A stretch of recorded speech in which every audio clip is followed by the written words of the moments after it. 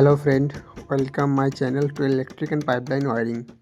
এখন আমি একটা ছাদে পাইপলাইন করে দেখাবো। একদম এটা লাইলন পাইপ, একদম এটা ভালো, সবথেকে ভালো লাইলন পাইপটা। এই পাইপটা ওয়ারিং করে দেখাবো। এই রুমটার মধ্যে 4টে লাইট বাটি এবং একটা ফ্যান বাটি এবং তার ঠিক পাশেই একটা ছোট ডাইনিং রুম এবং একটা টয়লেট, পুরোটা লাইট বাটি এবং দিয়ে লাইনটা করে দেখাবো। তো ভিডিওটি স্কিপ না করে পুরো দেখুন, তাহলে বুঝতে পারবেন একদম সুন্দরভাবে কাজটি করে দেখানো এবং বোঝানো হয়েছে। আর ভিডিওটি যদি ভালো লাগে তো ওটা লাইক করে দেবেন এবং চ্যানেলটি সাবস্ক্রাইব করে দেবেন। আপনারা লাইক এবং সাবস্ক্রাইব করলে আমাদের কাজ করতে উৎসাহ বাড়ে। তো চলুন ভিডিওটা শুরু করা যাক। তো প্রথমেই সমস্ত লাইট বাটিগুলো বসে নিয়ে হচ্ছে। লাইট বাটিগুলো দেয়াল থেকে 24 ইঞ্চির মধ্যে আছে। লাইট বাটিগুলো দেয়াল থেকে 4টে লাইট বাটি হবে রুমটাই। লাইট বাটিগুলো দেয়াল থেকে 24 ইঞ্চির মধ্যে আছে এবং ফ্যান বাটিটা ঠিক খাটের মিডিল পজিশন করে আছে। মানে দুই দিক দিয়ে 47 ইঞ্চিতে আছে। ঠিক খাটটার মিডিল পজিশন করে হাওয়াটা পড়বে। তো খাটের মিডিল পজিশন করে ফ্যানটি দেওয়া হয়েছে এবং এগুলি ছাড়িয়ে নেওয়া হয়েছে। এটা বেড সুইয়ের জন্য ছাড়িয়ে নেওয়া হয়েছে এবং এটা হচ্ছে বাইরেকার বোর্ডটার জন্য ছাড়িয়ে নেওয়া হয়েছে এবং প্রতিটি বোর্ডে পাইপ যাবে, সেই জন্য এগুলো ছাড়িয়ে নেওয়া হয়েছে। তারপর পেরেক মেরে নেওয়া হয়েছে, 3টে পেরেক মেরে নেওয়া হয়েছে যাতে লাইট বাটিটা হারিয়ে না যায়, কোনোরকমভাবে হারিয়ে না যায়। এটা চেনা, এটা ঢালাইটা কাঠগুলো খুলে নেওয়ার পরে এই পেরেকগুলো থেকে যাবে। যদি কোনোরকম বাটিটা দেখা না যায় তো পেরেকগুলো দেখা যাবে, এটা একটা চেনা। তারপর বালি ভরে নেওয়া হচ্ছে। বালি ভরে নিলে এখানে কোনোরকমভাবে জাম হওয়ার সম্ভাবনাটা থাকবে না। তো সেই জন্যই বালি ভরে নেওয়া হচ্ছে। তারপর বালি ভরে নেওয়ার পরে প্রতিটি লাইট বাটি বসানো প্রায় কমপ্লিট হয়ে গেছে। তো দেখতেই পাচ্ছেন 4টে লাইট বাটি আছে এবং একটা ফ্যান বাটি আছে। 4টে লাইট বাটি দেওয়াল থেকে 24 ইঞ্চি মধ্যে আছে। আর এই দিকটায় সামসেট আছে বলে 1.5 ফুটের সামসেট আছে বলে এই দিকটায় 36 ইঞ্চির মধ্যে আছে। তো ভিডিওটি সম্পূর্ণ দেখুন। হ্যাঁ, ভালো লাগলে একটা লাইক করে দেবেন এবং চ্যানেলটি সাবস্ক্রাইব করে দেবেন। প্রথম পাইপটি ভরে নেওয়া হচ্ছে এবং পাইপের মুখে ভালো করে টেপ মেরে নিয়ে আসছে যাতে কোনোরকমভাবে সিমেন্ট না ঢুকে যায়, ঢালাইয়ের মশলা না ঢুকে যায়। তো সেই জন্য ভালো করে টেপ মেরে নেওয়া হচ্ছে আর একটু হালকা করে ক্র্যাঙ্ক মেরে নেওয়া হচ্ছে যাতে পাইপটা মুচকে না যায়। তো দিয়ে ভালো করে পাইপটা লাগিয়ে ভরে দেওয়ার পরে তার দিয়ে বেঁধে দেওয়া হচ্ছে এবং এই সাইড দিয়ে একটা পাইপ চলে আসলো। এখানে একটা বোর্ড নামবে, এখানে একটা ফ্রিজের বোর্ড থাকবে এবং ওই আরেকটা টিভির বোর্ড থাকবে এই দেয়ালটায়, যেহেতু খাটের সামনাসামনি হচ্ছে। তো আর সামনে একটা লাইট বাটি দিয়ে প্রথমে লাইনগুলো চলে যাচ্ছে। 4টে লাইট বাটি একইভাবে লাইন চলে যাবে। দিয়ে পাইপটা কেটে নেওয়া হচ্ছে, এটাও লাইট বাটিতে লাইনটি যাচ্ছে। দিয়ে ভালো করে টেপ মেনে নেওয়া হচ্ছে। 2 দিক টেপ মেনে নেওয়ার পর পাইপটি হালকা করে সোজা করে নেওয়া হচ্ছে যাতে পাইপটি ভরতে খুব সহজেই চলে যায় এবং কোনো কষ্ট না হয়। পাইপটা সবসময় রোডের নিচের দিক দিয়ে যাবে। তো পাইপটা ভরে নেওয়া হচ্ছে। দেখতে পাচ্ছেন পাইপটা ভরে নেওয়া হচ্ছে। দিয়ে পাইপটি টেনে নেওয়ার পরে লাইট বাটিতে ভরে দেওয়া হলো এবং লাইট বাটিতে ভরে দিয়ে ভালো করে তার দিয়ে বেঁধে দেবো এবং আপনি চাইলে এখানে অন্য কিছু ব্যবহার করতে পারেন, যেমন টাই ব্যবহার করতে পারেন। তো টাই ব্যবহার করার থেকে জিআই রড বাঁধার তার ব্যবহার করা আমার মনে হয় বেশি ভালো। তো বেশি শক্ত হবে, বেশি টাইট হবে।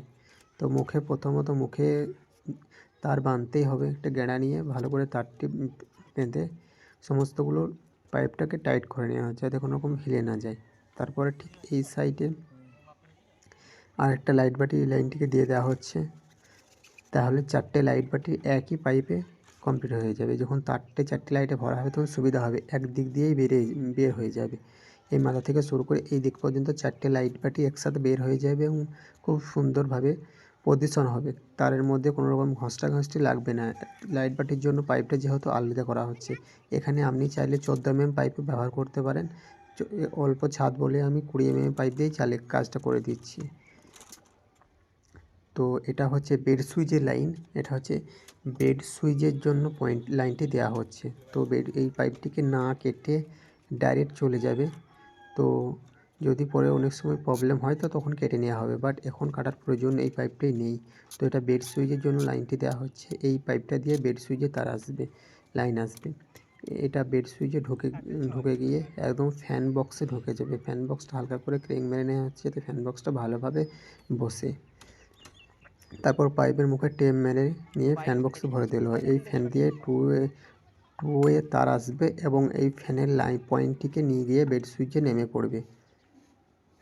এবং এটা হচ্ছে একটা পয়েন্ট, এটা হচ্ছে এসির পয়েন্ট। এটা হচ্ছে আউটসাইডে এসির দেওয়া আছে, এটা এসির পয়েন্ট। তো সামনে দেখতে পাচ্ছেন ওই বাটি থেকে এসির সুইচ সবসময় বেড সুইচের কাছে হয়। তো সেই জন্য এই পয়েন্টটি দেওয়া হচ্ছে। এই পয়েন্টটি একদম ঢুকে গিয়ে সামনে দেখতে পাচ্ছেন লাইট বাটিতে ঢুকে যাবে। লাইট বাটিতে ঢুকে গিয়ে বেড সুইচের জন্য যে বোর্ডটি করা হয়েছে সেই বোর্ডে চলে যাবে। বেড সুইচের জন্য সেই বোর্ডটিতে চলে যাবে, দিয়ে দিয়ে এখন তারটিকে বেঁধে নেওয়া হচ্ছে। এবং এটা হচ্ছে মেন বোর্ড। এই মেন বোর্ড থেকে এটা ফ্যান বাটির মধ্যে চলে যাবে। এটা হচ্ছে মেন বোর্ডের মুখ গিয়ে ফ্যান বাটিতে চলে যাবে। এই তারটি 2 ওয়ে কানেকশান আসবে। ফ্যান এবং একটা বাল্বের 2 ওয়ে কানেকশান আসবে। আর যদি চাই টিভির পয়েন্ট, তো টিভির পয়েন্ট 3টে 2 ওয়ে কানেকশান আসবে।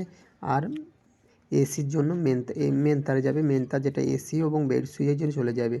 মানে এখানে 6টা 2 ওয়ে কানেকশান, 6টি এবং আর 4টে, মানে এখানে 10টি তার থাকবে এই পাইপটিতে।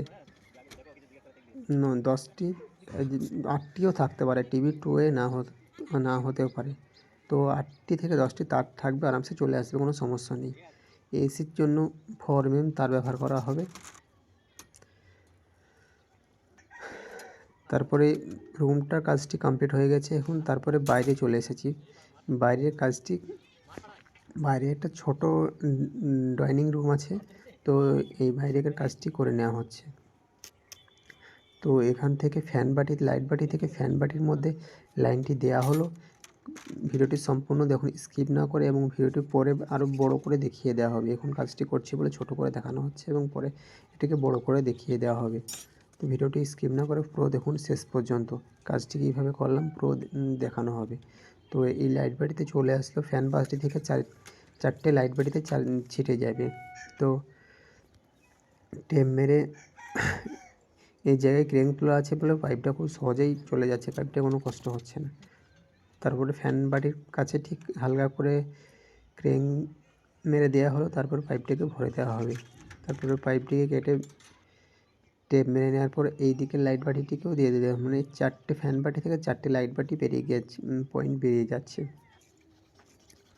তারপরে এই সাইডে একটা গলির মতো জায়গা আছে, এখানে একটা লাইট বাটি হচ্ছে।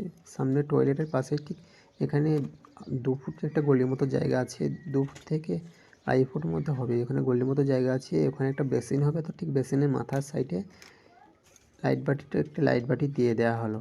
এবং আর এটা হচ্ছে এই যে লাইট বাটিতে লাইনটি যাচ্ছে, এটা হচ্ছে আন্ডারগ্রাউন্ড। ওর নিচে একটা টয়লেট আছে। তো টয়লেটের যে আন্ডারগ্রাউন্ডটা আছে ওখানে একটা লাইট বাটির পয়েন্ট দিয়ে দেওয়া হলো। এবং এটা হচ্ছে বাইরের আউটসাইডের যে স্ট্রিপ লাইট বা হ্যালোজেন লাইট যেটা এমনি বসানো, সেই লাইটের জন্য এই পয়েন্টটিকে ছাড়া হচ্ছে। যদি পরবর্তীকালে যদি পাঠিয়ে দিতে চায় তো ওখানে বসাতে পারে, আর যদি না চায় তো ওটা পড়ে থাকবে। এবং এটা দিয়ে দেওয়া হলো, লাইনটিকে দিয়ে দেওয়া হলো। এবং এখানে হালকা করে বেঁকে নেওয়া হচ্ছে, তো পাইপটি ভালোভাবে সেট করে যায়। এটার যেখানে পাইপ সেট হতে প্রবলেম হয় সেখানে যদি একটু ক্রেন মেরে দেওয়া হয় তাহলে খুব সহজেই সেট হয়ে যাবে, কোনো রকমভাবে বেকার সম্ভাবনা থাকবে না। এবং এটা হচ্ছে মেন লাইনের জন্য পাইপটিকে ভরে নেওয়া হচ্ছে। এটা আউটসাইড দিয়ে মেন লাইনটি আসবে। এটা হচ্ছে মেন লাইনের জন্য পাইপটিকে ভরে নেওয়া হলো। দেখতে পাচ্ছেন এটা মেন লাইন, এখানে দেয়ালটি হোল হয়ে আউটসাইড দিয়ে মেন লাইনটি চলে আসবে। এবং কাজটি এখন দেখতে পাচ্ছেন সম্পূর্ণভাবে কমপ্লিট হয়ে গেছে। 4টে লাইট বাটি এবং ফ্যান সম্পূর্ণভাবে কাজটি কমপ্লিট হয়ে গেছে। ভিডিও যদি ভালো লাগে একটা লাইক করে দেবেন এবং চ্যানেলটি সাবস্ক্রাইব করে দেবেন। আপনারা যদি লাইক এবং সাবস্ক্রাইব করেন তো আমাদের কাজ করতে উৎসাহ বাড়ে এবং কাজ করতে ভালো লাগে এবং ভিডিওটি ছাড়তে ভালো লাগে।